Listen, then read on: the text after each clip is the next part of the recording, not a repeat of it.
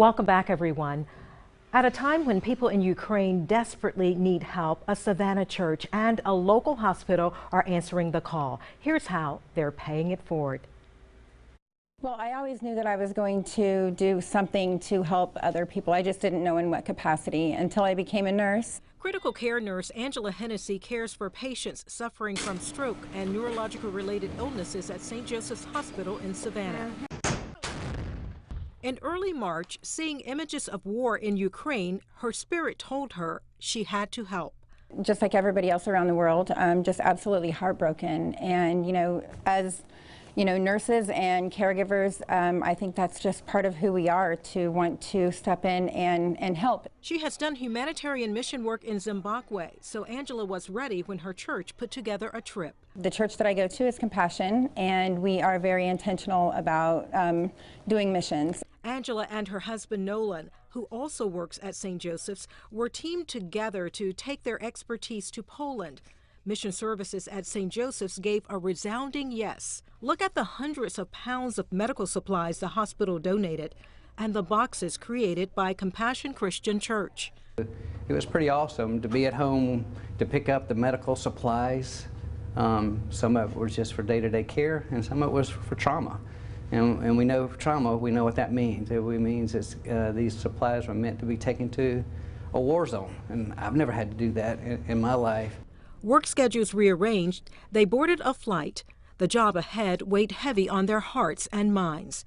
This mission was a partnership between Compassion Christian and a ministry in Poland, where the doors were open to women and children fleeing Ukraine.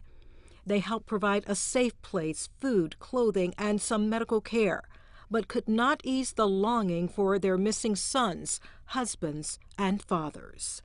Sometimes there would be moments when we were having meals with them, and they would be FaceTiming their husband or son in the Ukraine who are still there fighting. So seeing that was, obviously heartbreaking. For 2 weeks, they put their medical skills to work. We were able to put together a small room and be able to take vital signs and provide, like over-the-counter medications for them. And I was asked on a couple of occasions to see some of the elderly folks in their cabins. Nolan's primary task was transporting medical supplies across the border. As well as a mother and a child who had to actually go back into Ukraine to get the paperwork for their passport to leave Poland to go wherever they were going to go. So we drove 4.5 hours. We loaded up a van full of medical supplies, and that was pretty rewarding.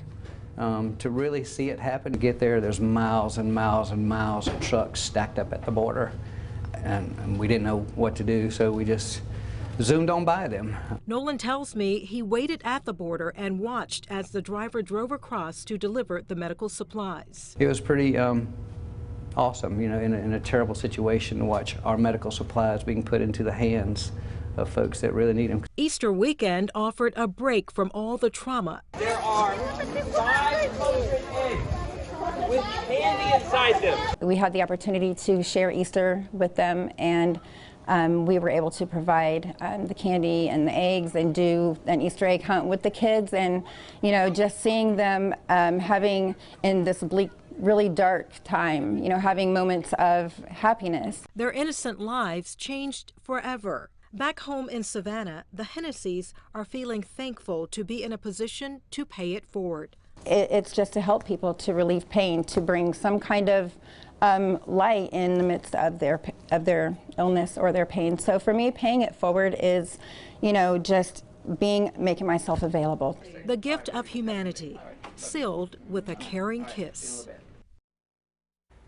And Angela says she and her husband will support another humanitarian mission in the future. For now, though, Angela tells me she is going back to school and will serve as a mentor in the foster care system in Statesboro. Just another way she is paying it forward.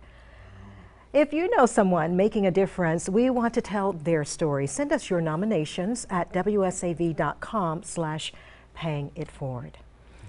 Definition of paying it forward. Yes, Angela and Nolan both. Amazing people, and just talking to them, I could feel and sense throughout the full interview, their passion for caring and, Yeah. and giving back. And I just think that's so special. And I love what you said in the story. Her spirit told her Yes. she had to help. Love that.